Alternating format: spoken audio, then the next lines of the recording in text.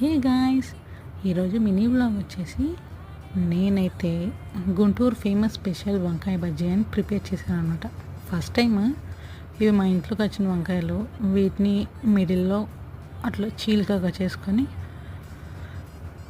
Then శనగపిండి ఈ కన్సిస్టెన్సీలో ఉంచుకొని, చూస్తున్నారు కదా ఈ కన్సిస్టెన్సీ చాలు, ఇట్లా ఉంచుకొని ఇది స్టఫ్ అనమాట. ఈ స్టఫ్ ఆ వంకాయల మిడిల్లో పెట్టేసుకోవాలి. ఆయిల్ అయితే హీట్ ఎక్కింది. ఆయిల్లో కట్ చేసుకున్న వంకాయల పైన కొంచెం 50% ఉడికించుకున్న తర్వాత ఆ స్టఫ్ అనేది మిడిల్లో పెట్టేసుకోవాలి. ఇది నేను మిగిలిన పిండితో నేనైతే టమోటాల బజ్జీ కూడా వేసాను అనమాట. ఇవి పిండిలో ముంచేసి వేసుకోవటమే. ఈ టమాటా బజ్జీ ఫస్ట్ ట్రై చేశాను, పర్లేదు అనిపించింది. నెక్స్ట్ అయితే నేను వచ్చేసి వంకాయ బజ్జీ ట్రై చేశాను. Super guys, bye bye, see you.